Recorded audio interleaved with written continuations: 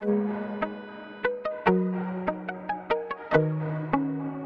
Everyone, हम class 6 math chapter 6 कर रहे थे जिसका नेम था पेरीमीटर एंड एरिया। और ये स्ट्रिक्टली हम आपकी न्यू एनसीईआरटी मैथ बुक के अकॉर्डिंग कर रहे हैं जिसका नेम है गणित प्रकाशन। देखिए, इसके पेज नंबर 132 के फिगर इट आउट कंप्लीट करना हमने स्टार्ट किया था, जिसकी प्रीवियस वीडियो में क्वेश्चन नंबर 4 तक हम कंप्लीट कर चुके हैं। आज हम देखेंगे क्वेश्चन नंबर 5। बाकी सारी वीडियोस की लिंक आपको डिस्क्रिप्शन में देखने को मिल जाएगी। देखिए, क्वेश्चन 5 में लिखा हुआ है a piece of string is 36 centimetre long. तो एक स्ट्रिंग है या फिर एक रस्सी बोल सकते हो आप, या फिर एक थ्रेड बोल सकते हो, जो कि 36 सेंटीमीटर लॉन्ग है। क्लियर। इसके बाद लिखा हुआ है what will be the length of each side if it is use to form. कह रहे हैं कि अब इस इतनी लंबी स्ट्रिंग से ये लोग क्या बना रहे हैं, कुछ शेप्स बना रहे हैं। तो उन शेप्स की हर शेप की साइड कितनी हो जाएगी ये बताना है हमारे लिए। तो सबसे पहले उन्होंने उस स्ट्रिंग से एक स्क्वायर बना दिया। अब उस स्क्वायर की हर साइड कितने कितनी लेंथ की हो जाएगी वो हमें बताना है। तो देखिए, ए पार्ट हम करते हैं। सबसे पहले एक स्ट्रिंग ली इन्होंने और जिसकी लेंथ है 36 सेंटीमीटर। क्लियर। अब इससे इन्होंने इसको ट्रांसफॉर्म कर दिया। ए पार्ट में बता रहा हूं आपके लिए। इससे इनने इसको बना दिया क्या, एक स्क्वायर बना दिया। ठीक है, इससे इन्होंने एक स्क्वायर बना दिया। अब देखने वाली बात यह है कि ये जो पूरी लेंथ रहेगी, ये जो सम ऑफ ऑल बाउंड्रीज होंगी वो किसके इक्वल हो जाएंगी, 36 के ही इक्वल रहेंगी। क्योंकि टोटल लेंथ जो स्ट्रिंग की है वो 36 है और ये पूरा 36 से ही मिलकर के बना है। क्लियर। तो एक तरीके से हमारे पास पेरीमीटर जो हो जाएगा वो किसके इक्वल हो जाएगा, 36 सेंटीमीटर के इक्वल हो जाएगा। तो बस हमें यहाँ पे क्या लिखना है, पेरीमीटर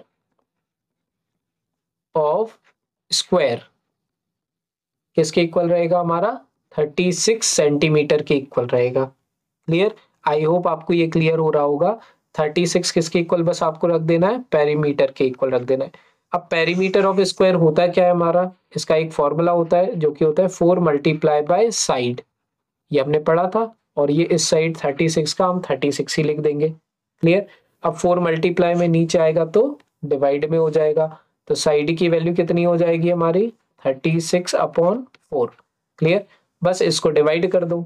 36 को अगर मैं 4 से डिवाइड करता हूं तो 4 9 जा क्या होता है हमारा 36।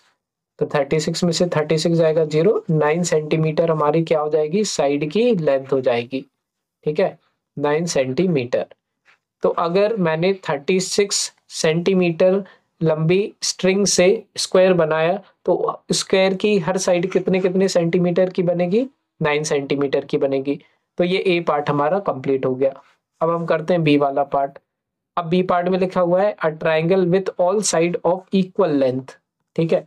अब बी पार्ट में इन्होंने इसी 36 सेंटीमीटर स्ट्रिंग से, ये जो हमारी 36 सेंटीमीटर वाली जो स्ट्रिंग है, इससे इन्होंने क्या बना दिया, एक ट्राइंगल बना लिया। क्लियर। एक इन्होंने क्या बना लिया, ट्राइंगल। तो एक ट्राइंगल मैं आपको बना के बता देता हूं ये। अब इन्होंने एक और यहाँ पे क्लैरिफिकेशन दिया है कि इधर पे ट्राइंगल की 3 साइड है और तीनों साइड की जो लेंथ है वो सेम है।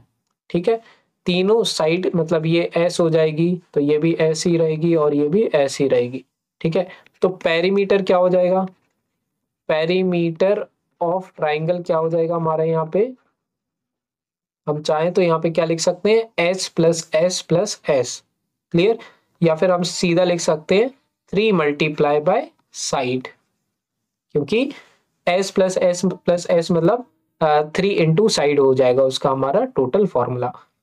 अब यहां से हमारे पास पेरीमीटर तो ऑलरेडी पता है हमारे पास, जो कि कितना होगा हमारा 36 के इक्वल रहेगा। आप चाहें तो 3 इंटू साइड यहाँ पे भी लिख सकते हैं, जैसा आपने फर्स्ट पार्ट में किया था ना। वैसे तो पेरीमीटर ऑफ ट्राइंगल कितना हो जाएगा, 36 के इक्वल हो जाएगा और यहाँ पे हम 3 इंटू साइड लिख देंगे। वैसे स्क्वायर में हमने यहाँ पे लिखा था 4 इंटू साइड, इसी तरीके से क्योंकि उसमें 4 साइड्स थी, यहाँ पे कितनी साइड है, 3 साइड है, तो यहाँ पे 3 इंटू साइड हो जाएगा। Clear, equals to 36।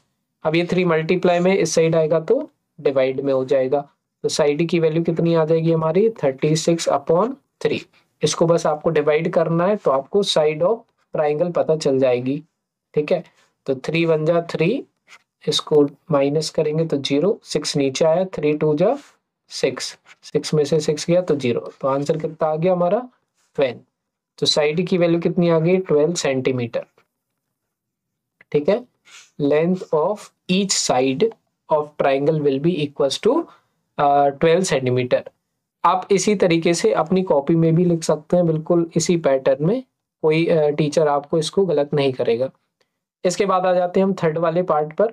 अब अगर हम थर्ड वाला पार्ट देखें तो इसमें बोल रहा है a hexagon, a 6 sided close figure with sides of equal length. अब देखो स्क्वायर था तो पेरीमीटर में हमने लिख दिया, स्क्वायर में 4 साइड होती है तो perimeter of square 4 into side, क्योंकि 4 साइड थी। ट्राइंगल में 3 साइड थी तो 3 इंटू साइड लिख दिया। अब इन्होंने बोला हेक्सागन, ठीक है, हेक्सागन, तो ये जो 36 सेंटीमीटर वाली, ये सी वाला पार्ट कर रहे हैं हम, तो ये जो 36 सेंटीमीटर लंबी स्ट्रिंग थी, इससे इन्होंने एक 6 साइडेड पॉलीगन बना दिया, 6 साइड है उसमें, तो वो कुछ इस तरीके का बनेगा 1 2 3 4 5 एंड 6। ठीक है, अब ये जो 6 की 6 साइड है वो इक्वल लेंथ की है, तो इसका पेरीमीटर हमारा फिर भी क्या ही रहेगा 36 के ही इक्वल रहेगा। Perimeter of hexagon equals to 36 centimetre. अब बेसिकली हमारे लिए 6 साइड है तो 6 इंटू साइड लिख देंगे इसकी जगह हम, इक्वल्स टू 36 लिख देंगे, और साइड लिखा हमने यहाँ पे, और ये 6 जो है वो मल्टीप्लाई में दूसरी साइड आएगा तो ये क्या हो जाएगा हमारा डिवाइड में, तो 36 अपॉन 6 लिख देंगे। तो साइड की वैल्यू कितनी आ जाएगी हमारी 36 को 6 से जब हम डिवाइड करेंगे तो देखिए क्या आता है 36 को 6 से, तो 6 6 जा हमारा हो जाएगा 36, तो आंसर कितना आ गया हमारा 6 आ गया।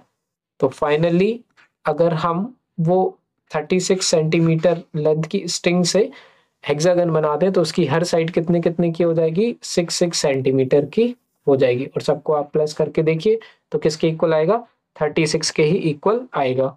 तो इस तरह से बच्चों हो चुका है हमारा ये वाला क्वेश्चन भी कंप्लीट, जो कि था क्वेश्चन नंबर 5। इसके बाद देखेंगे क्वेश्चन नंबर 6 नेक्स्ट वीडियो में।